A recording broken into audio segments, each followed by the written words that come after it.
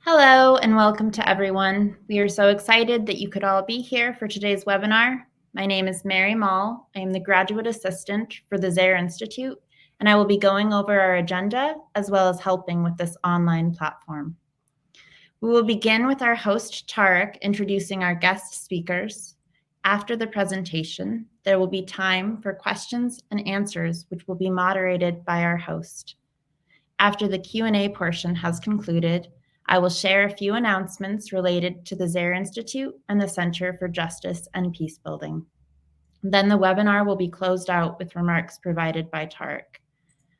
We hope you are all able to stay until the end of the webinar, but if you cannot, there will be a recording posted on the Zehr Institute's website and YouTube channel by early next week if you'd like to watch it again or share it with others. For today's webinar, comments and questions may be submitted through the comments section on the platform you are using. Our host will be facilitating the Q&A portion after the presentation. Thank you, and I hope you enjoy the presentation. Now I'm going to pass it to Tarek. Welcome, everyone. It's my pleasure to come to you today with a conversation between two of our guests, Elaine Enns, co-author of Healing Haunted Histories, a settler discipleship of decolonization, and ambassadors of reconciliation, a New Testament theology, and diverse Christian practices of restorative justice and peacemaking. Elaine, that she wrote with her partner, Ched Myers. She's worked in a range of restorative justice fields since 1989, from victim offender dialogue in the criminal justice system to healing of historical violations and intergenerational trauma. With a doctorate in ministry, is that what a DMin is, I think, from St. Andrew's College of Saskatoon. She trains and teaches throughout North America. And then joining us as well is gkisedtanamoogk, from the community of Mashpee, located on what is currently called Cape Cod in Massachusetts. gkisedtanamoogk served as the co-chair of the Maine Wabanaki-State Child Welfare Truth and Reconciliation Commission, and was an adjunct instructor with the Native American Studies program and the Peace and Reconciliation programs on the Orono campus of the University of Maine for more than a decade. Today we'll have a conversation between these two about where our genealogies bring us. And the analogy is to stitching together the landlines, bloodlines, and songlines of history. I want to take a quick moment just to call up my grandmother, who died recently. She passed away in July. One of the things that caught her through a very tumultuous life that involved running away from civil wars, immigrating 2 or 3 times, family abuses of various kinds. One of the things that I think kept her strong was the practice of crochet, and she left quite rooms full of needlepoint works that all of the family has at least some of which. And I remember when I was little watching her for hours as she did this, amazed at her patience and the pictures that would unfold, because when you just see what the raw ingredients is, it's thread or yarn, right, in various different colors. And even when you're stitching it, it just sort of seems like a bunch of lines that are being formed.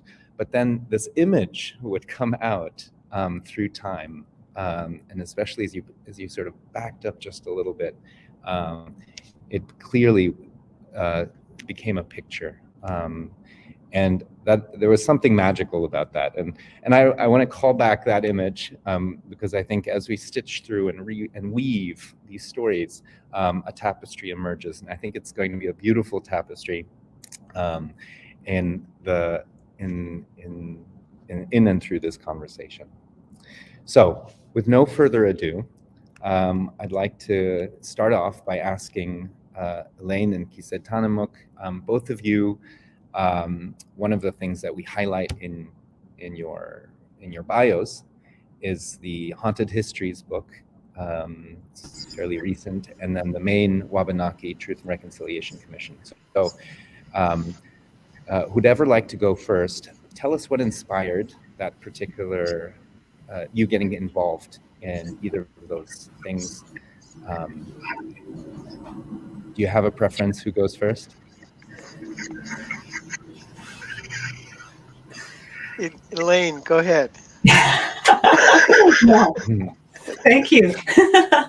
Oh, Tarek, I love that image of your grandmother crocheting, and actually my grandmother taught me to crochet. Of course, that was one of the things that we would do together. So that is a beautiful image for us having this conversation together today. I want to say that I am beaming in from a Ventura River watershed in Southern California, where my partner Chad Myers and I live and work on unceded and untreated Chumash territory. And so this is a legacy of genocidal colonization to which Chad and I feel accountable. I also want to extend my greetings and thanks to Howard Zehr. I met him in 1989 at the start of my journey in restorative justice with the Victim Offender Program in Fresno. And I think you all know that Howard has been and continues to be a very important guide and conversation partner over all these years. And so I really appreciate this invitation to be a part of this Zehr Institute program with all of you. And I am also very honored to have met and now be in conversation with you, gkisedtanamoogk. I have been so impressed with your work. With the Maine Wabanaki TRC and also the Upstanders Project and the many things that you have done. And this program has afforded the gift of getting to know you a little bit. So I'm very grateful for all of that. So there were many stepping stones that got me involved and led to this work of Healing Haunted Histories. But the seeds really lie in the experience of 3 teenage girls. So let me just tell you briefly those stories. The first occurred 104 years ago in December 1918. My maternal grandmother, 14 years old, endured a home invasion in Ostrovik, Ukraine.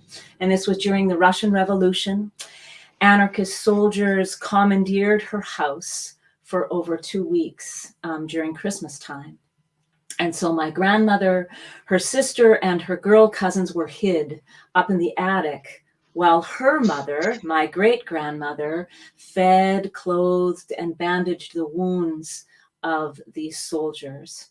And this was just one episode in a continuous climate of violence during the Russian Revolution. And so when I was 13 years old, I knew something horrible had happened to my grandparents, and I wanted to understand more. So I asked to interview my grandmother. And she spoke about the beauty and abundance of her growing up years in Ukraine. But as her story approached her teenage years, she began to weep and could not continue. And I later came to understand these symptoms of unresolved trauma, which has been intergenerational in my family and for many of the people of Russian Mennonite descent. And then the third story is in my final year of college in Winnipeg, Manitoba. I volunteered with the Big Sisters, Little Sisters program, and I was paired with a 13-year-old Cree girl, and she'd just been released from juvenile detention after 3 years. And her crimes had been sniffing glue, stealing food and clothing, and then getting into fights. And despite my lack of race or economic analysis at the time, she helped me see that the criminal justice system completely failed, was unable to address her needs and the injustices that she faced as an Indigenous child. And so that experience was my first tutorial in the hard truths of colonization and raised deep questions about how her ancestors had been displaced by mine on the Canadian prairies. And this is what compelled me. My experience with her compelled me into the work of restorative justice. And for that, I am very grateful.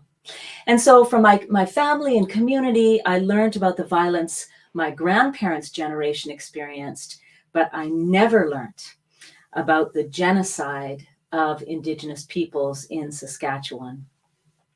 And so these 3 experiences of teenage girls laid the foundation for me to wrestle with decolonizing the narrative that I inherited from my Mennonite community. And that is what eventually led to our recent book, Healing Haunted Histories. Thank you, Elaine and Tarek. I too want to call in our mutual ancestors into this space too. So I'm just going to step out of this in a little bit and offer this sentiment in my language. Nacha maneto kunes tanota na yoje piantamaye pitakuyon kashana nekone shikana piamo kisuk kunes tanat kakuni piaman yoache hejena hana kopiam tabane kinewana tokosan wacho kutana maminian pamontamana kisuk yoyo inache ahasko ikwasan yoache ahasko ikwas kinewana tokosan okanache. I want to first start off with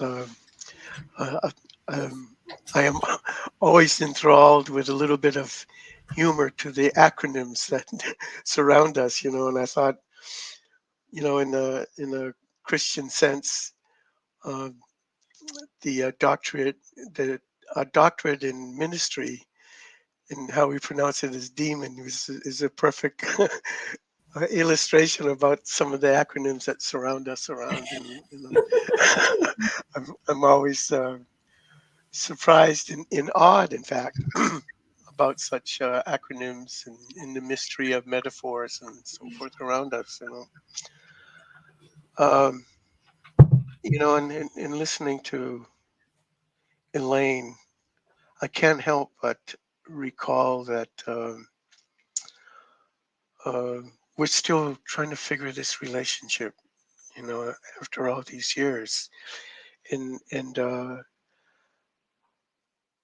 every year I feel we're getting closer and closer, and I think that the program at Eastern Mennonite University that brings us here and shapes our conversation today is one of those tremendous insightful markers, as is the work of reconciliation. And that story, Elaine, of those three women, is really touching, and I could listen to that all day long. And certainly it's reminiscent of of what brings me to this space, and to this moment. And all I have to do to think about the seeds is to acknowledge that I'm Wabanaki, and that's enough said. And then to kind of recapture a little bit about, well, what does it mean to be Wabanaki, and particularly in the 21st century, and that our history prior to the arrival of Columbus and then the consequent invasion, um, leading us up to this moment, has been a stark reminder of the trauma that exists all through the world. Uh, if if we're not talking about Indigenous peoples and we're talking about peoples of color and what the world has experienced through the lens of peoples of color, and if we're not talking about that, then we're talking about um, the tumultuous experience of women historically, and modernity hasn't reshaped those kinds of narratives, that we're getting closer. And the wonderful thing that I think about is that no matter how patriarchy has tried to suppress um, the feminine, uh, it's not strong enough to do that.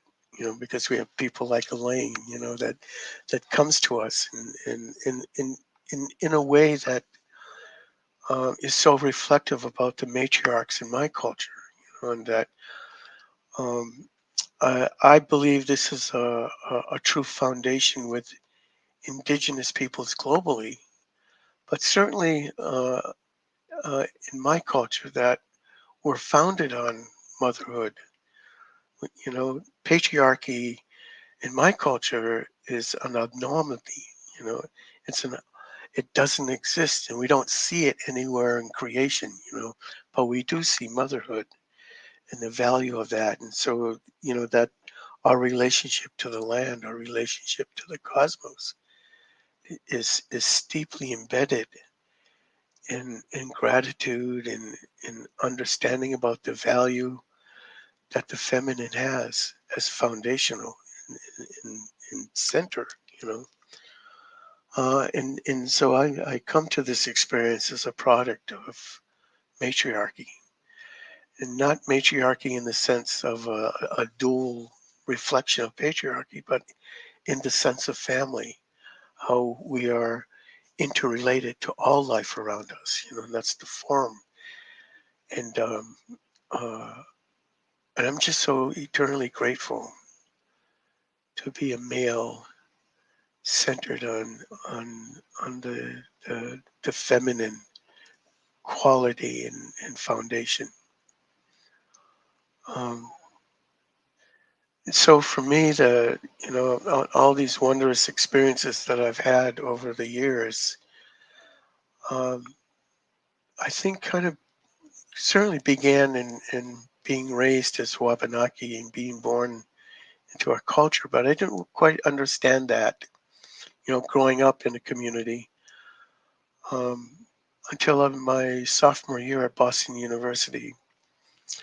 And in that sophomore year, something happened that, brought my attention to what it is to be Wabanaki, and that was the American Indian movement occupation of Wounded Knee in South Dakota on the Pine Ridge Reservation. Um, and it wasn't just that occupation, but it was what was being said coming from that occupation. And there were um, uh, indigenous people who were writers, who were editors of various journals that existed at the time. They were embedded in the occupation, and they were steadily, weekly, delivering streams of news that was coming from and what elders were saying and what the occupants were saying, and strangely what the police were saying. It was a real eye opener for me. And then I began to question about, well, what does it mean, to be Mashpee Wampanoag? And so I started that exploration, going back to my community, and it just happened that it was the right timing because there was a lot of young people my age asking the same questions. And we started learning songs, we started to learn language, we started to learn what it meant to be Wampanoag. And it was been a fantastic and an intimate journey into identity, you know. So in my sophomore year, I gradually became from Joe America to Joe Wampanoag. There was a point that I was thinking about law, and I majored in political science at BU, and I was taking a law minor. And so my thinking was in that realm. Maybe I would wind up in the U.S. Senate, uh, have a law degree, and maybe practicing law here. And that all shifted, until this idea about colonization, and colonial mindsets, kind of thing. And I found myself while I was at the University of Maine, kind of drafted into the the Maine truth and reconciliation work with around children, and how I got to be on that was that I would be nominated by somebody in the population, and then the committee that was bringing the commission together would review all the nominations, and I was interviewed, and I found myself being one of the selectees, which was a great honor. You know, I've had this prior to that time. I've had this 20, 30-year relationship with the Wabanaki in Maine. So I got to know a lot of people and very intimately, and those friendships continued. So this was a way that I could experience giving back to the people, in whatever capacity I was fortunate to have on the commission. And my colleagues on the commission were still in touch with each other. It was a wonderful experience, really deep-rooted friendships that developed, and it was really helpful to see the world not so much in the settler indigenous lens, but in the lens of our common humanity. And that's what really compels me to this challenge of being together in the same space, the same breath. You know. And I could go on and on, but I know we have some limits of time here, and so let's see where this goes, right? Tarek, thoughts? Yes, thank you, Kised. Thank you. So, um, I would like, if you don't mind, saying just a few words of what the commission did, because I think it was quite a precedent-setting um, few years, um, that we have something to learn from in this history of settler and indigenous interactions. Could you just say a few more words about what did the commission do? What was it able to carry out? And If I can say it in a few words, that's the real challenge because it's so deep. The world has known truth commissions and truth and reconciliation commissions, so that experience is fairly known. And I think as the commission was being formed, we had uh, notable people experienced in the field, and I think about the Institute for Transitional Justice. I think they were based in New York, and L.B. Saxby from the experience in South Africa had come to share his experiences with us, kind of thing. And there were other truth commissions that existed. I think one in North Carolina, and there was some other place. I think maybe Detroit. But this was a first in the history of the United States, where both the state governance and the governance of Wabanaki people um, worked together to create the mandate, first of its kind. And frankly, I didn't think I would ever see something like that in my lifetime. And I kind of thought that maybe the state of Maine wasn't quite sure what they were doing, um, because the history up to that time has been pretty kind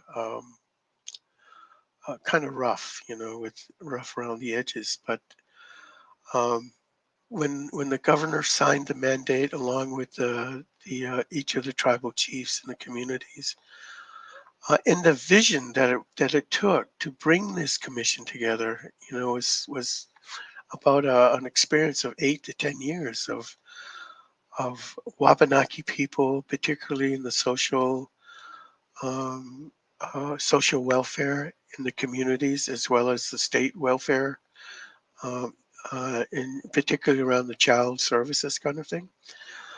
And they shaped and molded that relationship, which eventually led to the establishing a Truth and Reconciliation Commission. I would just say this too, that um, over the course of the commission's life, the terminology of reconciliation is really a deep one, and it didn't seem that we would even get to that. How do we reconcile what has happened? Because we were clearly dealing in. I remember thinking about this with my colleagues. I was about to introduce this idea about genocide to my colleagues. That that what we're dealing with here is that the, literal kidnapping of children. The transferring children from one group to another group is is one of the concrete criteria of genocide, creating conditions that would lead to the end of a people, and obviously the killing of a people. But one of the other aspects of that that I wanted to bring to mind was the intentional. Uh, I can't think of the term right off the turn, but making it possible that women cannot conceive. You know, and so I was kind of thinking, well, I'm going to bring this out to my colleagues. We're just forming. We're just trying to get an idea of this. That what we're dealing with here is a form of genocide. And I was thinking that, uh, how am I going to, convince my colleagues? And once I started to talk about that, they got it right away. We were all on the board. We were all on the same page that what we're dealing with here needs to be addressed. It is genocide kind of thing. So, um, and our mandate was to investigate the impacts of taking children out of their community for various reasons, having absolutely no contact with the communities themselves, but the state with um, their ologies and policies, basically invading the communities and taking the children out. And then the impact of that for the communities and the families, and the impact of that for the children, you know. And we were to report on that and investigate that. And, an interesting characteristic of truth and reconciliation commissions is they usually don't complete their mandate, and we did. And while we were engaged in this investigation, in this experience, other states were taking heed of what was going on in Maine. States like California, like South Dakota, Montana, Colorado were very interested in what was going on because they were thinking about doing something similar. And then there was some dialogue whether the United States needs to have a Truth and Reconciliation Commission, as did Canada and other countries. So, and that's the brief, short introduction to the work of the commission. Derek. Tarek, how can I boldly jump in here? Is it okay if I jump in? Yeah, Elaine. I just gkisedtanamoogk, thank Please. you, and thank you for your work with the TRC, because I think we were talking about this a little earlier, but these experiments in truth telling, and then what are concrete steps toward reparative justice, restorative justice, are just the things we need to be working on. And you mentioned briefly, there's just a couple threads I want to pick up on. The Greensboro TRC, very different than what you did, also an incredible grassroots experiment in truth telling, because the authorities, the city officials, really refused to tell the story. And folks, if you're interested in that, it was a Klan and Ku Klux Klan members and the police actually worked together to shoot up a labor parade in Greensboro, North Carolina, November 3rd, 1979, killing 5 labor organizers. And it is an incredible story. And actually, we tell it briefly in our Ambassadors of Reconciliation project. But that is what got me to think about, how do we apply restorative justice principles to historic violations and systemic violence? And so that first experience with a Truth and Reconciliation Commission here in Greensboro really impacted me. And then I was also able to witness the Canadian TRC, both in Halifax and then also in my hometown of Saskatoon, which again really impacted my thinking and my what is my responsibility as a settler living on stolen land, both up in what is now called Saskatchewan, Treaty 6 territory, and Chumash territory. And also, just one thing I want to highlight for those of us who are Mennonite on this call. In Saskatchewan, in the 1960s, the 60s scoop is the common name for Indigenous children being taken from their families and actually put into white families all across Canada, but the US, and also some as far away as Europe. Those children were taken. And for us Mennonites, there is a particular piece that we need to wrestle with, certainly in Saskatchewan. The architect of the 60s scoop was a Mennonite man, and he was doing it again from a perspective of, he was head of the Department of Social Work and was seeing it through his lens. And so now we are trying to undo that, but there are many Mennonite families that adopted Indigenous children, and 2 of my cousins were Cree boys. One has since passed away, and the other is with us and wrestling with his identity, and certainly has distanced from our family. And so Mennonites need to reckon with this, because there are a lot of Mennonite families that did adopt Indigenous children, and how do we engage that legacy and take responsibility for it. So I just wanted to get that in there. Well, Elaine, I think about this a lot, about a relationship that we are yet to have, kind of thing, and I think it's really that key element of sharing one another's truths that helps bring us to a common humanity, a common framework, so it's not necessarily an us and them scenario. But when I think about the treaties, and I think about that this was the attempt to bring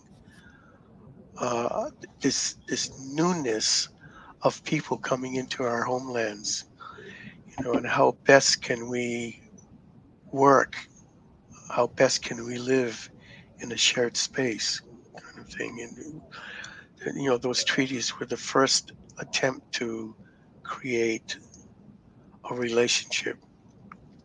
We haven't really got there yet because of other anomalies in our circumstances. But it's that quality of truth when we are really able to listen to each other. and to do so in a way that we're not dealing with the sort of normal rigidity of barriers, and emotions like shame and guilt, and you know, it's about reaching to our humanity about this, So that truth quality is um, intimately, for me, intimately instructive, you know, and and Megam Han, my partner, she experienced the 60 scoops. She and her sisters, were taken from the home. No reason.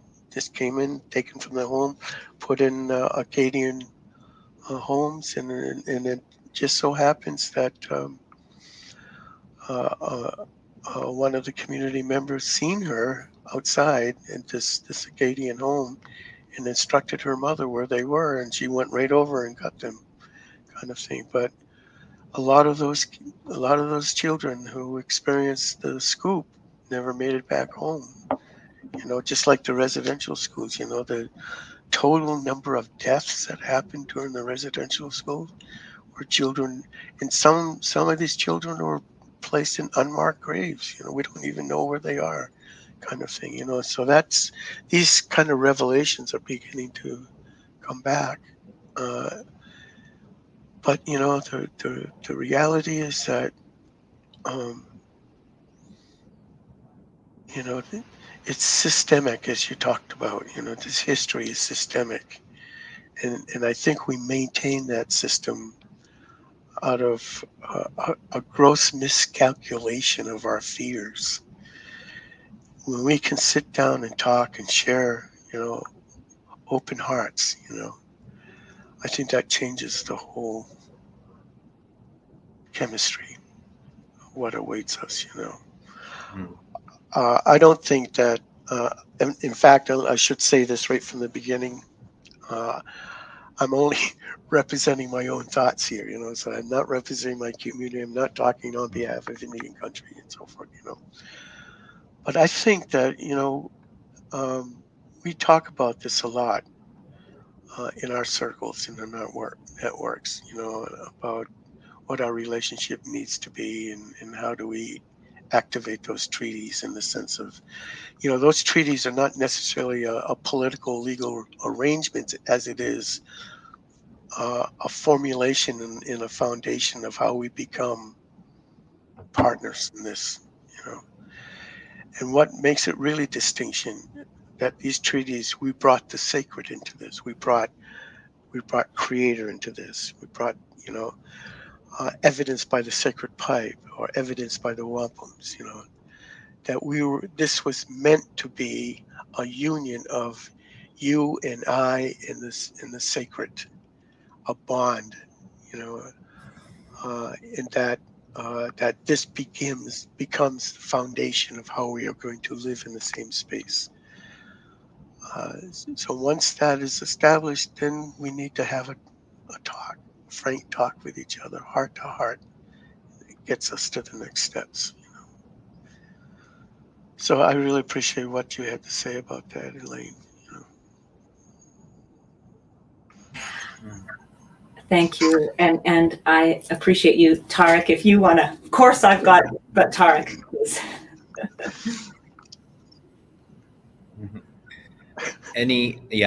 You're welcome to respond to anything that's said. I would, though, then at this point, so we've talked about both the influences, Elaine, that came into writing the book that you had, and it gave us a real sense of historical flow through time. Gkisedtanamoogk, we talked about how you came to discover, uncover, and delve into your own Indigenous identity, and that led you to serving on the Truth and Reconciliation Committee in Maine. And then we talked about what that TRC attempted to address, a history of abduction of Indigenous children, and the systemic nature of that. All the whiles noting, Elaine, that Mennonites are part and parcel of that history at a time period when people thought that was the right thing to do. And gkisedtanamoogk, one of the things I think I want to highlight is how you see it is now about re-engaging that sense of what is the right thing to do and creating a new sense of what that is based on humanity, a shared humanity and renewed relationship. I want to ask Elaine, when you think about your history, the history of a line, a lineage that is both a refugee lineage, that is both a persecuted lineage and a settler lineage. What are some of the stories that you have uncovered from your descendant, from within that lineage, that help you understand that past? Thank you. Thank you. You know, I want to highlight just this briefly because it impacts my Mennonite ancestors, and I think possibly the ancestors of some of the folks involved in the conversation today. In the 1780s, some Mennonites, my ancestors, were recruited from the lowlands of Northern Europe and to settle the steppes of Ukraine by Catherine the Great. But to make to make space for our settlement, she had cleared off the indigenous peoples of those lands. So the Nogai, the Cossack, and then later the Bashkir were removed. And so our history of survival as a religious minority also has a long history of entanglement with colonization.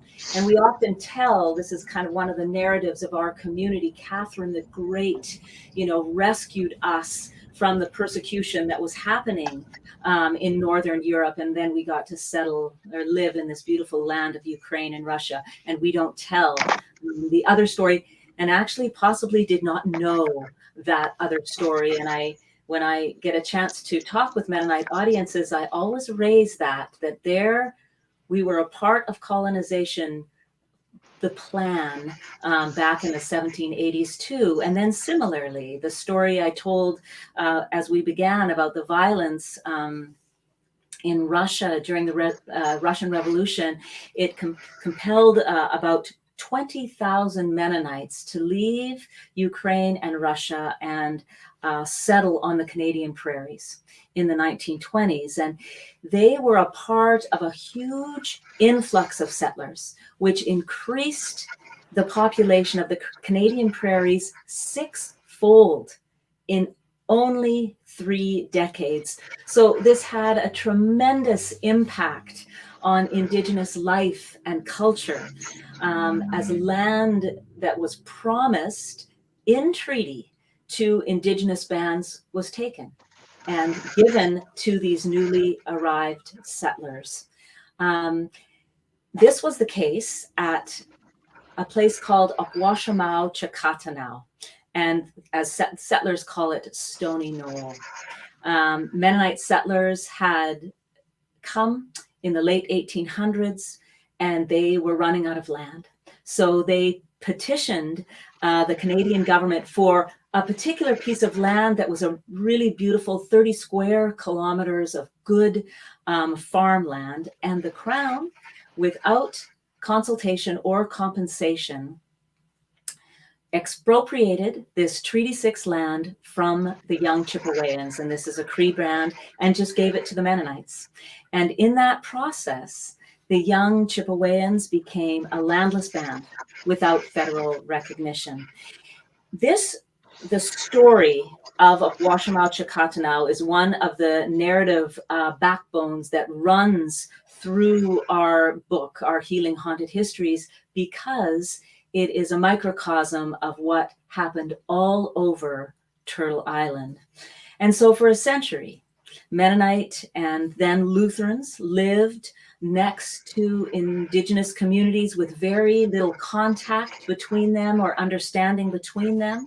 And during this time, many settlers, farmers have grown very wealthy, and while Native folks, on the other hand, have continued to struggle to survive. But this story has begun to change over the last number of decades. These settler communities, in conversation with the young Chippewyans, began to raise money to support the young Chippewyans in their genealogical claims to prove their inheritance, the Treaty 6 claims.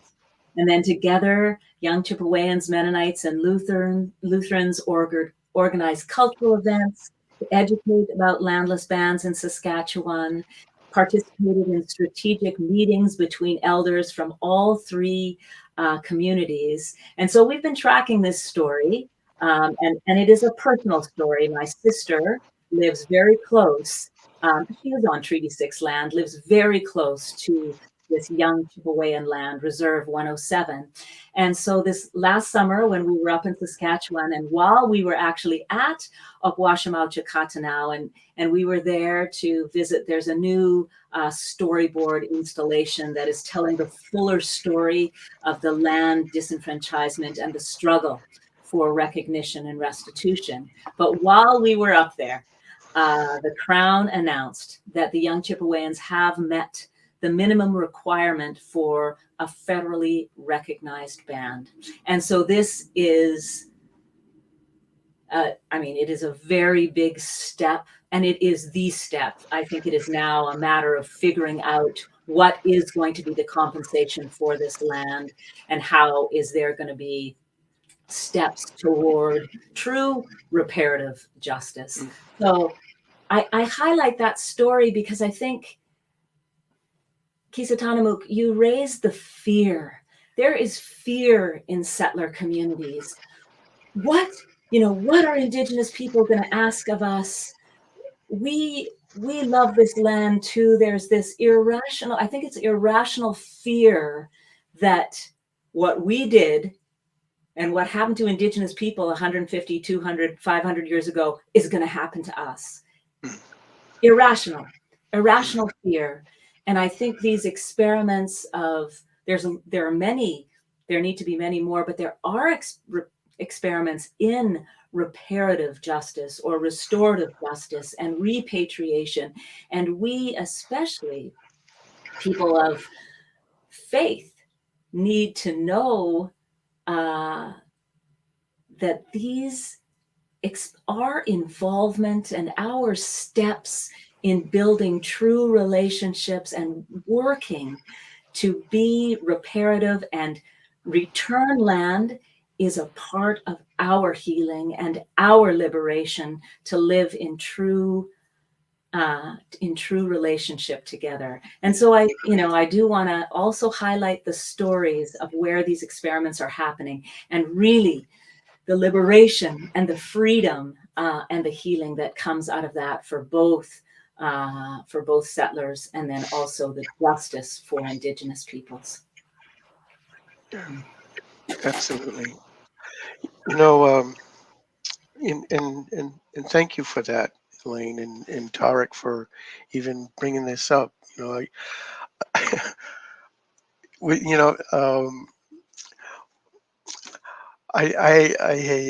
love to bring in a little bit of otter mischief into this conversation. But I'm Otter Clan, and I used to say jokingly to the students in the class that Otter Clan, we ought to do this, we ought to do that kind of thing. Never seem to get around to. But I think the common baseline for the fears, is the narratives that we've created, that have attempted to shield us from the truth and from the realities. The problem is in the narratives, and maybe and I could spend a whole semester on just these narratives and how they work, kind of thing. But here we have a scenario, and you lighted upon it a little bit, Elaine, where people are afraid what is going to be asked of us, kind of thing, and maybe that fear, is sort of gravitates to the idea that we might lose something, or Native people are going to be so angry that they're going to force something on us. And if I think what it comes down to, it's not what Native people are going to do, it's what we're going to do to ourselves.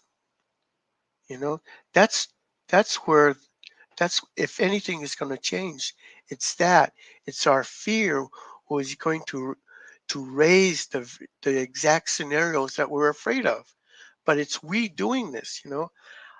I happen to believe this personally, that God does not intervene in our everyday lives. I think God set our lives in motion, provided uh, the formulas and the foundations of how we are to live, and leaves it up to us to realize our mistakes and to correct them. We're given the space and the time, first to realize that we've done something that's not quite right, and we have the time and space to correct it. I'm not sure the world is prepared for God to intervene, because it may not be the kind of intervention we are expecting, kind of thing, but to correct it and to bring us back into balance. I think this is exactly what we're experiencing with the climate and with the environmental. Our human footprint has created such a response from creation. We're talking about weather, we're talking about the intensity of storms and so forth. There's a direct link into what we are thinking or not thinking, doing or what we're not doing, that has an impact on the ecological, environmental life around us. We're not even aware. Oftentimes we're oblivious. Creation is always trying to get our,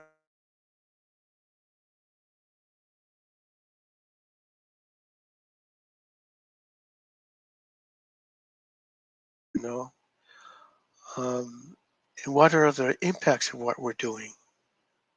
And we need to be really mindful of that scenario. And so I kind of think that when we're talking about treaties, for instance, and this is such an irritant to me, that we're talking about from the lens that Canada has some legitimacy here to determine and to dictate, um, what is about to happen, about the law, you know, Section 35 talks about treaties and Indigenous rights. That should be the eye opener. Section 52 talks about the supremacy of the Constitution, which basically means that everything that's in the Constitution is the supreme law of the land, and everything has to be modified to be in concert with the with the with the Constitution. Supreme law of the land means treaties are the supreme law of the land. Indigenous rights are the supreme law of the land. It's not Canada's place to dictate who is Indigenous and who isn't by virtue of the Indian Act. You know, it's not Canada's place to determine whether we're going to recognize this group or not. You know, the reality is, if those Chippewan communities have no treaty with Canada, then Canada is not there on their land. Canada is ought to be absent in that. Because this is Chippewan land. No treaties, no Canada. That's the way the treaties are supposed to work. You know, Canada does not have the authority, and it can give itself all kinds of authority, but in relationship with Indian country, you know, you may as well be having the same discussion with the United States. Canada um, would never stand for any of their activity if the United States is doing exactly to Canada as what Canada is doing to Indian country. They would never stand for that. That's because it's a protocol with the treaties. Absent of the treaties, there is no Canada. You know, it's really fundamental international treaty law. You know, but here we are living in a constructive narrative that legitimizes our perspectives, that we start from the Canadian lens and we share it to First Nations, where Indian country is living on Canadian soil, when the reality is they're living on our soil, unceded, unoccupied, treaty territories. And we don't give that any kind of legitimacy. So I think the narrative needs to be reshaped. What is what we're dealing with here, kind of thing. And it kind of goes back to that, I embrace you, Tarek and Elaine, as my relatives. I think most Indian country would do that. You're here, you're living with us, we're sharing space. So let's figure out how we can be family in the same way as how we are family to the land and to creation. Everything about my culture is about our relationship to the land. Our names, our families, our nations are all instruments of this relationship with earth and sky. If we are to have a future here, that's where Canada and the United States needs to be, in that mindset. How are we going to become relatives to the earth and the sky? And I believe Europe started that way. Everywhere in the world that has earth-based experiences, earth-based cultures, we're on the same page with Indigenous country here, with Indian country. We think that way. We're not to be separated or estranged from the land. We are as much part of the land as the land is part of us. And I think that's where we start. If that makes any sense. Yeah.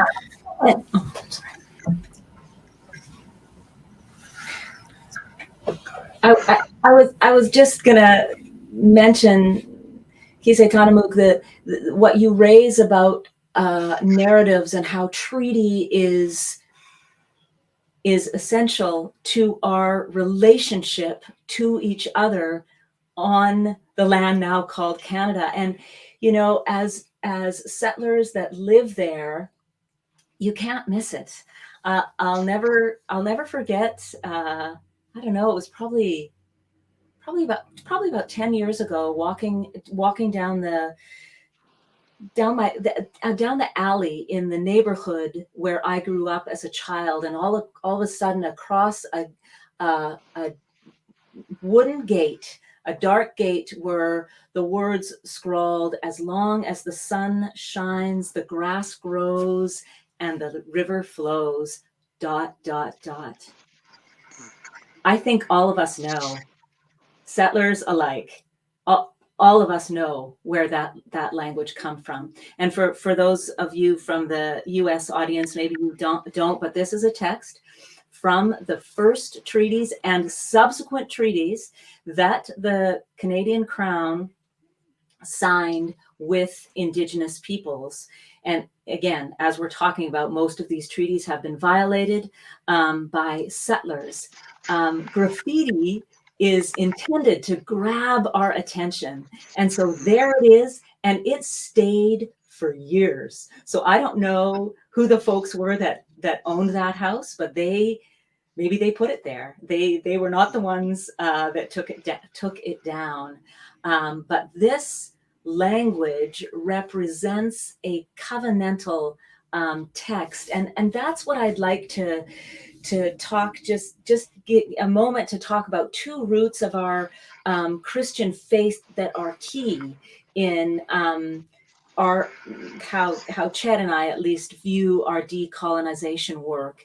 And one of them is repentance, the turning of our personal and political history around. And Ched is the biblical scholar and does just incredible work with the story of Jesus and the rich man in Mark's gospel, and where Jesus is inviting this rich man and uses healing verbs to invite him to distribute his fraudulent wealth. You have gained this land by fraudulence. It has been stolen, whether that was your ancestors, you yourself, we need to look. And again, these are the narratives that we need to look at. I bought this land fair and square. Let's look at the privileges that white ancestors, our white ancestors, were extended, and this heroic myth of pulling ourselves up by our bootstraps, and again, just denying all of the privileges that were extended to us. So in this story of the rich man, our liberation, our healing, our discipleship is caught up in our ability to recognize how we gained this wealth and to make that right. And then what was really a wonderful discovery for us, one of our dear elders, Harry LaFond, he was chief of Muskeg Lake First Nation Treaty 6 territory for many years, served also as the executive director of the Office of the Treaty Commissioner. He gifted us a book, a beautiful book called The Treaty Elders of Saskatchewan. And as we were reading it and understanding that, we just were struck by the way that in our faith tradition, the Hebrew scriptures make it clear that covenants are made between people, the land, and the Creator. And that is exactly how treaties are described in this beautiful book, Treaty Elders of Saskatchewan. And so this gives us Christians enormous common ground with Indigenous peoples, and then theological as well as political reasons to join Indigenous communities in their insistence on treaty justice. And, I don't know, gkisedtanamoogk, your perception on it is now a popular Canadian slogan. We are all treaty people. But for us, that is an exciting invitation that invites us settlers to see ourselves within this covenantal framework and to build relationships going forward with that understanding. And particularly for us that are part of the Christian church, to confront the dysfunctional history of Christendom and our implication in it. And one way to do it is to understand covenant and repentance in that way. Absolutely. When we talk about covenant, I have this image often used in my presentations, my PowerPoints, and it's an image of a tobacco plant. Tobacco these days has sort of gotten a bum rap out there because of the cigarettes and so forth, and kind of thing. But that was the original covenant between the sacred and humanity. It became so sacred to us, and we only use it in that construct when we're sending a message, greetings, Thanksgiving kind of thing. And it was that sacred plant that saved the colony of Jamestown, because they started to export tobacco to Europe. Tremendous wealth came from that, but they didn't export. Maybe they should have. They didn't export the instructions that come with that tobacco. This is what you use it for. This is its only purpose. It's its covenant kind of thing. So in kind of a humorous way, that's why the world is in its shape it is today, because people are using tobacco when they're really uptight and so forth. But that tobacco is translating our prayers, so I can kind of see Creator going, they want what? The kind of thing, Anyways, it's that kind of scenario that, as you were saying, um, it's about understanding. If we talk about us all being treaty people, then we have to understand the meaning about treaties. And again, I don't believe this was about some political, legal kind of construct as we understand international treaties today. It was about how do we become family, because we bring the sacred into this, And I believe that when our first level of estrangement is to reconnect with Earth and to Great Mother, because she already knows us. She already knows you in Tarek and all the people that refer to themselves as Canadians, Americans. Earth already knows you, you know.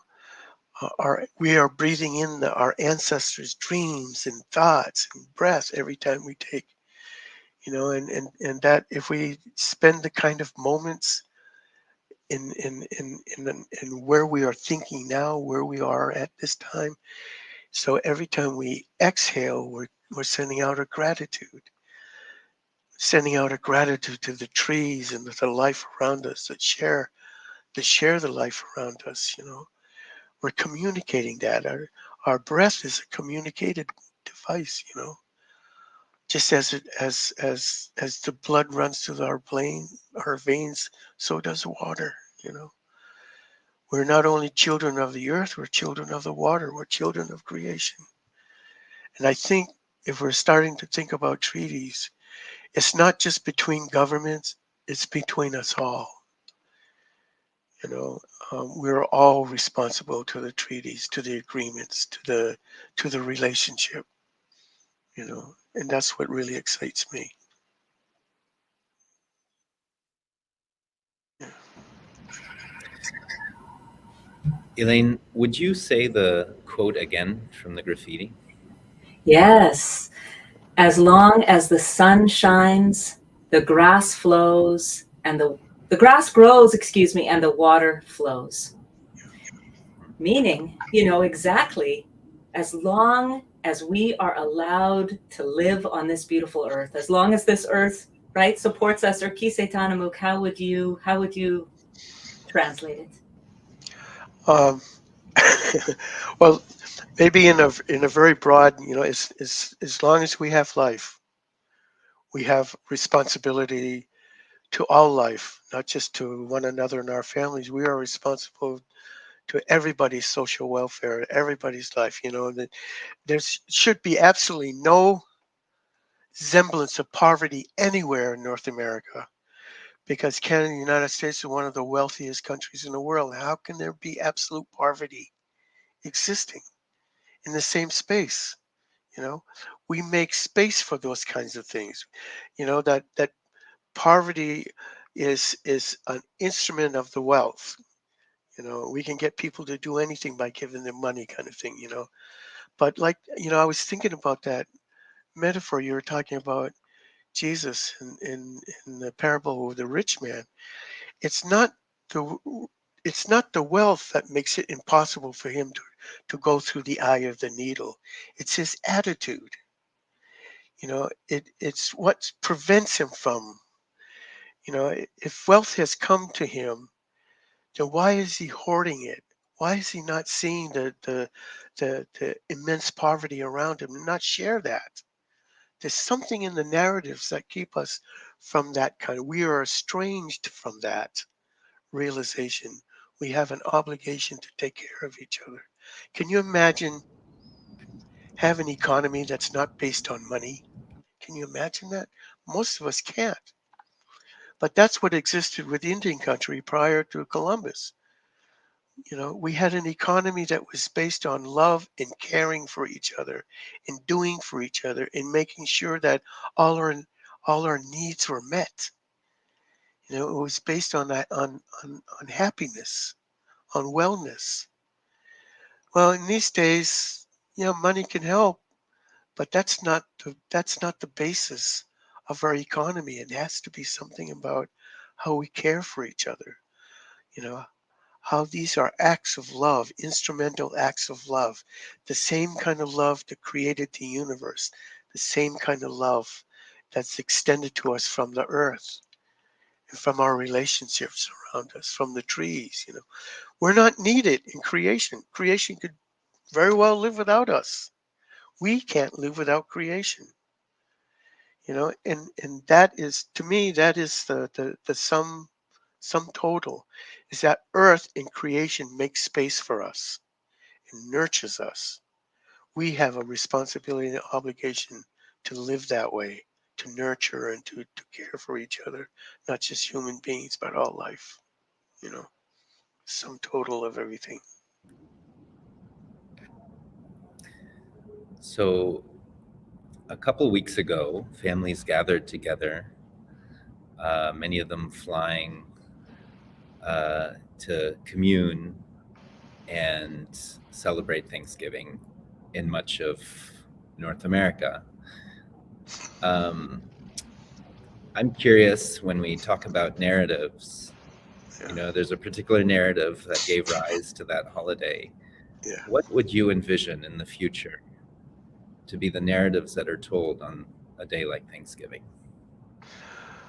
M- Much like Christmas, you know, something magical happens on Christmas Eve. You know, people are very open to each other and they're very kind and they talk to each other. Strangers talk to each other. There's really wondrous kind of greetings that exist. You know, it's really a magical time where the world is open through the heart. You know, the heart channels are going.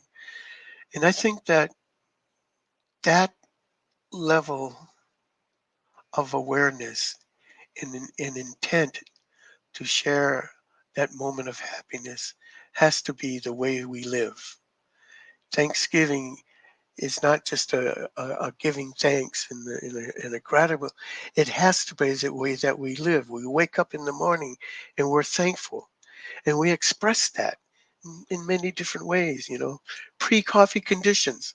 Go out and breathe in the air and say thank you. You know, kind of thing. But that has to be a way of life. It was a way of life, and even as we are having to deal with the vast melodramas around us, that Indian country still strives to be to be in the life of Thanksgiving. You know, it's not just one moment. So that if we gather around the table with friends and families and make the effort to come together as a collective kind of thing, you know, that is certainly uh, worthy of giving thanks that we're all alive and we're all well. How do we express that 365 days a year? That's the point.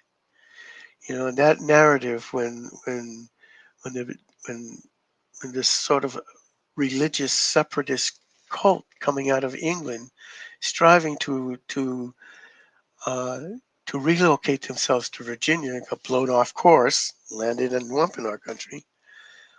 Um, you know, that Thanksgiving, you know, and you know, this is a wondrous story that ought to be shared, you know, in a much intent because it has all the key elements of what we're talking about today, you know. But the false narrative in the American Thanksgiving is that the Wampanoag people were invited and had this merry Thanksgiving dinner with the Pilgrims. That never happened. Wampanoag people were never invited to that. And since 1621 has never been invited after that, you know. And eventually, those same pilgrims of separatist English led to war with Wampanoag people some 50 years later.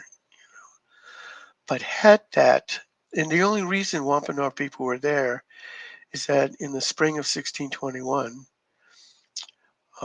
that was our first encounter with the English. And I have to say, not the first encounter with the English as English marauders going up and down the coast, capturing people for the slave trade in Europe. But this was the first time that we encountered English families, right? Women and children. So that was a different construct for us. So we formally met. We agreed to support each other, and even if we were coming to one another's aid, and so our leadership happened to be visiting that area of what's now Plymouth. You know, we had people who were camped nearby to sort of keep an eye on the colony, and we heard gunfire, and we figured that the Plymouth colony was under attack. So we showed up, you know, well armed, expecting to aid in the attack, you know, to defend Plymouth colony. We found out it was a celebration. They were shooting guns and celebrating their first successful harvest. But the Wampanoag people were not invited to that. And so we brought some extra food. We hung around them for a few days, and then went back home.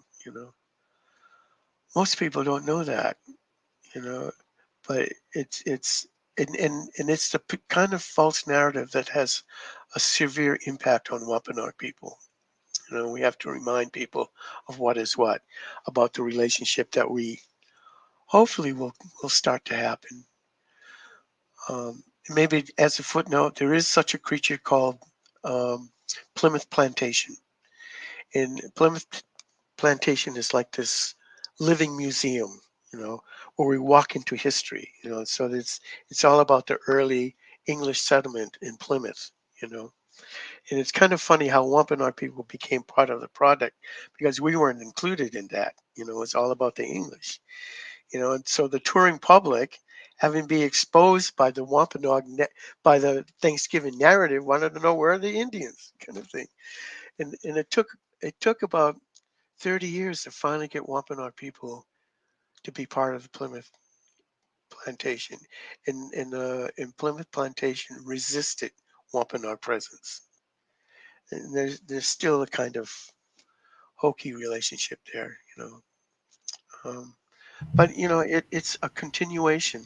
The whole Thanksgiving story has all the key elements of what we're talking about now. Yeah. Yeah, and I had the same inclination, gkisedtanamoogk, to talk about Plymouth Rock and the dysfunctional false narrative of a Thanksgiving mythology. But my thought is, what are the stories that we can tell about Thanksgiving? And one of the things that immediately came to mind, and you may be familiar with this story, but in the same bioregion as Plymouth Rock, Stony Point Presbyterian Church developed a relationship with the Ramapo Lenape there, and they had, and again, this is giving out of our wealth, and I want all of our denominations to consider this. The church and land surrounding the church was no longer needed, and they, could have sold it, but what they did do was build relationship with the Ramapo Lenape, and after a number of years of working together, they have given that land and the buildings back to the Sweetwater Cultural Center, which is run by the Ramapo Lenape. And so why not, to push against the dysfunctions and the genesis of the mythology around Thanksgiving?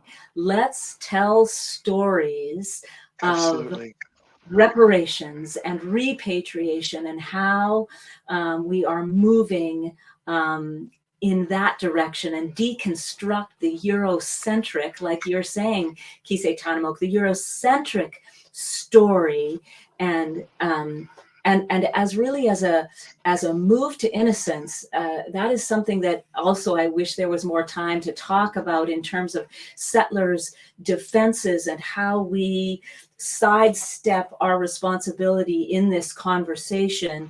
Unangank's scholar Eve talks about settler moves to innocence, and that's one of the things that we deal with in our book. Thanksgiving and the myths around it is one of those moves to innocence. So let's reimagine it and talk about stories of reparations and relationship building and living into our own settler liberation and healing.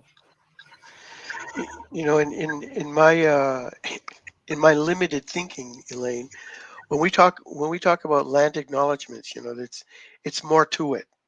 It's understanding whose land it is, kind of thing.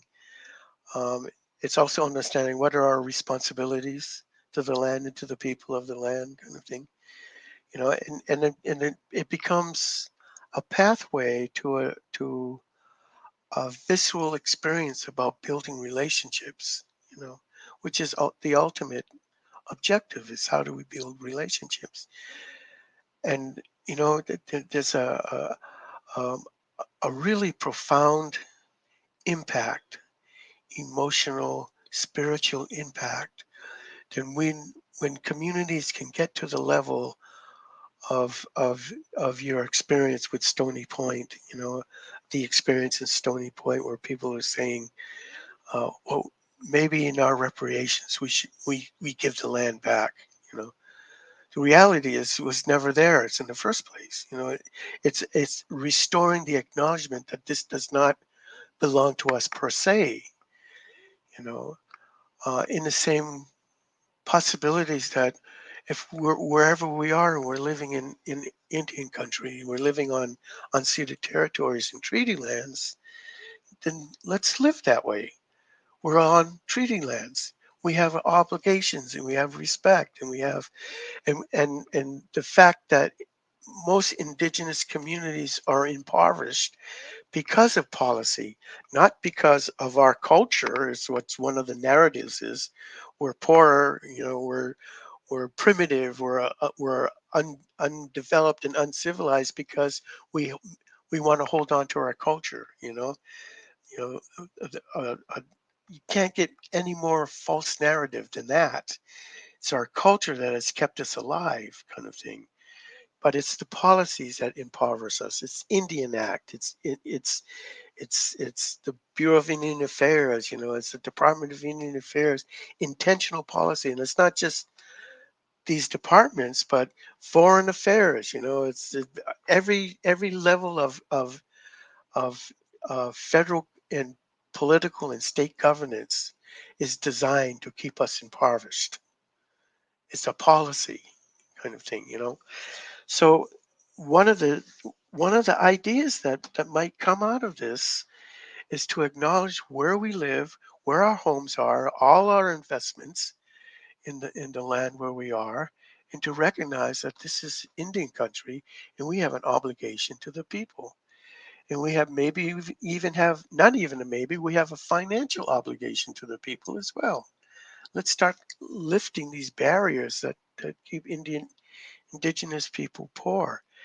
And the moment we cross that, the moment we do that, I can guarantee you something deeply, uh, intimately will take place. There will be this lifting of burden that holds us all. We carry this on our shoulders and it would be lifted. We'd be really free about this, and this is the working of prophecy. This is the working of spiritual enlightenment. This is the way science works. Understanding when we put our heart into something, and put it in fully, this is what's going to come back at us. It's this kind of moment that makes it possible for us to have a future together on this planet.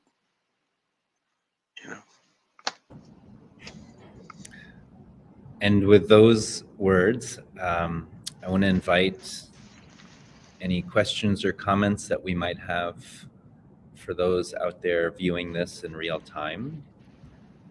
Feel free to use the particular chat function on the platform you're using. And I'm going to ask in the meantime, Elaine and gkisedtanamoogk to think about any closing comments you might have for the last few minutes of our webinar. Well, in my part of the forest, I have no closing comments. This is ongoing, and I expect that we'll continue our chat. And I would even say that, Tarek, I think you have my email address, and if there's anybody who wants to talk with me, and you can feel free to share that. You but for me, it's a continuation of where we need to be in our relationship to each other, our relationship to Earth. So I would suggest, for my part, this is ongoing. Elaine? Oh, this feels like an early Christmas gift, really, to be a part of this conversation, and gkisedtanamoogk to again, like I said at the beginning, to get to know you a little bit. And I really do hope this is an ongoing conversation. And just one of the things I want to add, you know, you spoke about how Indigenous folks are impoverished because of settlers. We are impoverished too. And the biggest impoverishment is our lack of relationship with, particularly on the prairies, but everywhere, our closest neighbors who are Indigenous people. And we have separated ourselves and not learned and benefited and been loved and shared love with you. And that is our greatest impoverishment, I think. So thank you. Thank you for raising that. I do want to invite Jonathan. I would love to put out there, we have a 40% discount on our Healing Haunted Histories book, which I think Jonathan will put in the comments. Maybe you already have, but if Already done. Yeah. Oh, thank you. If you want to get that book, enter that coupon code, and if you have any issues, contact Whip and Stock. But they are offering this until the end of the year, so if folks are interested in buying it, these are exactly what we hope to talk about in that book, and invite settlers of faith and other folks of conscience to do this work. So thank you all very much. I want to hand it over to Mary.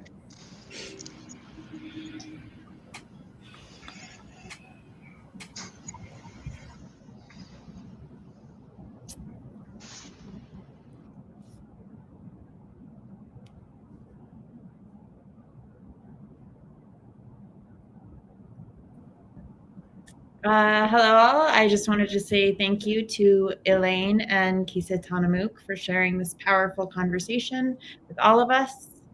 Before we close, I just have one quick announcement, which is to visit our website at zehrinstitute.org watch for upcoming webinars for the spring of 2023. And thank you. I will pass back to you, Tarek. Thank you. So yes, echoing the gratitude to both Elaine and gkisedtanamoogk for your time with us today. I want to close with an experience that I had many years ago when I attended there's the United Nations Working Group on Indigenous Peoples that has a conference, and I got to attend that. Much of the conference involves interventions made, short speeches made by anyone who actually from Indigenous descent that wants to share their story. And I spent a good part of that week listening to hundreds of these interventions. A few things that struck me so powerfully was, one, there were Indigenous people everywhere. I'd kind of made the association with Native peoples in the US, but there were Indigenous peoples in Japan whose stories sounded very similar to the stories from elsewhere. And those stories were ones of having been displaced, genocidal colonization, settler colonialism. And I realized that this was a global issue. And I also realized that there was a giant opportunity here, that this is about humanity in its present state being able to tap into the wisdom of those Indigenous folks that they may have living amongst them, and that can help actually the rest of humanity survive, to find the answers to some of the most vexing questions around our own human, social, and ecological sustainability. So to amplify what we heard from both Elaine and gkisedtanamoogk, we have new narratives that we can turn to, ones that look at us as a giant, as a larger human family that is intimately bound with the land. We must find ways to share that land and to care for each other. Thank you so much for joining us. We hope to see you again in our next webinar. Take care.